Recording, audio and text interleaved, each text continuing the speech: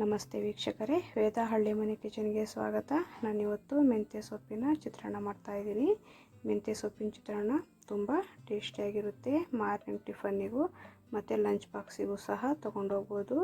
ಸೂಪರಾಗಿರುತ್ತೆ. ಇದು ಅತಿ ಬೇಗನೆ ಆಗೋ ಟಿಫನ್ ಅಂತ ಹೇಳ್ಬೋದು.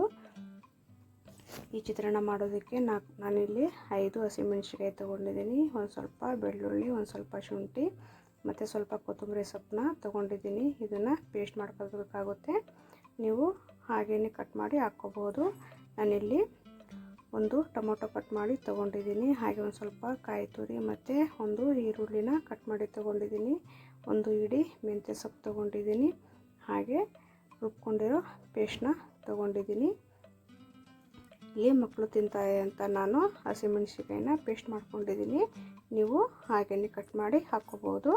ನಾನಿಲ್ಲಿ ಒಂದು ಬಾಣಲೆಯಲ್ಲಿ 2 ರಿಂದ 3 ಟೀ ಸ್ಪೂನು ತುಪ್ಪ ಹಾಕ್ಕೊಂಡಿದ್ದೀನಿ. ನೀವು ಎಣ್ಣೆ ಆದರೂ ಹಾಕ್ಕೋಬೋದು. ಇವಾಗ ನಾನು ಸಾಸಿವೆ ಹಾಕ್ಕೊತಾ ಇದ್ದೀನಿ. ಹಾಗೆ ಅರ್ಧ ಟೀ ಸ್ಪೂನ್ ಜೀರಿಗೆ, ಅರ್ಧ ಟೀ ಸ್ಪೂನು ಸೋಂಪು ಮತ್ತು ಸ್ವಲ್ಪ ಕರಿಬೇವಿನ ಸೊಪ್ಪು ಹಾಕ್ಕೊಂಡು ಮತ್ತು ಕಟ್ ಮಾಡ್ಕೊಂಡಿರೋ ಈರುಳ್ಳಿನ ಹಾಕ್ಕೊಂಡು ಚೆನ್ನಾಗಿ ಫ್ರೈ ಮಾಡ್ಕೋಬೇಕಾಗುತ್ತೆ. ಇವಾಗ ಕಟ್ ಮಾಡ್ಕೊಂಡಿರೋ ಟೊಮೊಟೊನ ಹಾಕ್ಕೊಂಡು ಫ್ರೈ ಮಾಡ್ಕೊತಾ ಇದ್ದೀನಿ. ಈ ಚಿತ್ರಾನ್ನ ಅತಿ ವೇಗವಾಗಿಯೇ ಆಗುತ್ತೆ. ಇವಾಗ ಮಾರ್ನಿಂಗು ಕೆಲಸಕ್ಕೆ ಹೋಗೋ ಬಿಸಿಲಿರ್ತಾರೆ, ಟಿಫನ್ ಮಾಡೋದು ಸ್ವಲ್ಪ ಲೇಟ್ ಆಗುತ್ತೆ. ಈ ಥರ ಈಸಿಯಾಗಿರೋದು ಟಿಫನ್ ಮಾಡ್ಕೊಂಡು ಹೋಗ್ಬೋದು. ನಾನು ರುಚಿಗೆ ತಕ್ಕಷ್ಟು ಉಪ್ಪು ಹಾಕ್ಕೊಂಡು ಚೆನ್ನಾಗಿ ಮಿಕ್ಸ್ ಮಾಡ್ಕೊಂಡಿದ್ದೀನಿ.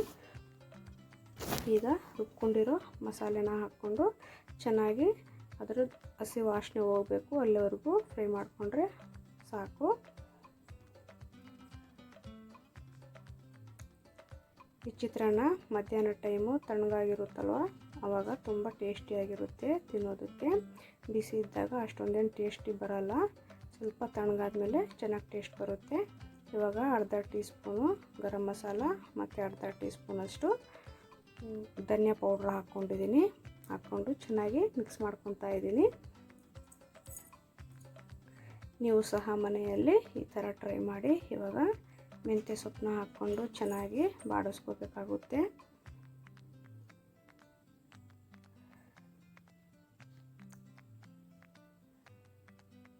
ಈ ಥರ ಚೆನ್ನಾಗಿ ಮಿಕ್ಸ್ ಮಾಡ್ಕೋಬೇಕು. ಮೆಂತ್ಯ ಸೊಪ್ಪಿನ ಚಿತ್ರಾನ್ನ ಬೇಗ ಆಗುತ್ತೆ ಮತ್ತು ಕೆಲಸಕ್ಕೆ ಹೋಗೋರಿಗೆ ಅತಿ ಸುಲಭವಾಗಿ ಸಹ ಮಾಡ್ಕೊಂಡು ಹೋಗ್ಬೋದು. ಇವಾಗ ನಾನು ಪ್ಲೇಟ್ ಮುಚ್ತಾ ಇದ್ದೀನಿ. ಮುಚ್ಚಿಬಿಟ್ಟು 1 ರಿಂದ 5 ನಿಮಿಷ ಚೆನ್ನಾಗಿ ಬೇಯಿಸ್ಕೊಂಡಿದ್ದೀನಿ. ನೋಡಿ, ಈ ಥರ ಚೆನ್ನಾಗಿ ಬೇಯಿಸ್ಕೋಬೇಕಾಗುತ್ತೆ. ಇವಾಗ ನಾನು ಗ್ಯಾಸ್ ಆಫ್ ಮಾಡ್ಕೊಂಡಿದ್ದೀನಿ. ಗ್ಯಾಸ್ ಆಫ್ ಮಾಡಿಕೊಂಡು ಕಾಯಿ ತುರಿ ಮತ್ತು ಕೊತ್ತಂಬರಿ ಸೊಪ್ಪನ್ನ ಹಾಕ್ಕೊಂಡು ಚೆನ್ನಾಗಿ ಮಿಕ್ಸ್ ಮಾಡ್ಕೊಂಡಿದ್ದೀನಿ. ಇವಾಗ ಮಾಡಿಟ್ಕೊಂಡಿರೋ ಅನ್ನ ಹಾಕ್ಕೊಂಡು ಚೆನ್ನಾಗಿ ಕಲಸ್ಕೋಬೇಕಾಗುತ್ತೆ. ಯಾರೆಲ್ಲ ವೀಡಿಯೋಸ್ ನೋಡ್ತಾ ಇದ್ದೀರಾ, ಪ್ಲೀಸ್ ಲೈಕ್ ಮಾಡಿ ಆ್ಯಂಡ್ ಸಬ್ಸ್ಕ್ರೈಬ್ ಮಾಡಿ. ಹಾಗೆ ನನ್ನ ಚಾನಲ್ನ ಸಪೋರ್ಟ್ ಮಾಡಿ. ನೀವು ಸಹ ಮನೆಯಲ್ಲಿ ಟ್ರೈ ಮಾಡಿ ಹೇಗೆ ಬಂತು ಅಂತ ಕಮೆಂಟ್ ಮಾಡಿ. ನೋಡಿ, ಇವಾಗ ರೆಡಿಯಾಗಿದೆ. ಈ ರೆಸಿಪಿ ಇಷ್ಟ ಆದರೆ ಲೈಕ್ ಮಾಡಿ. Thank you.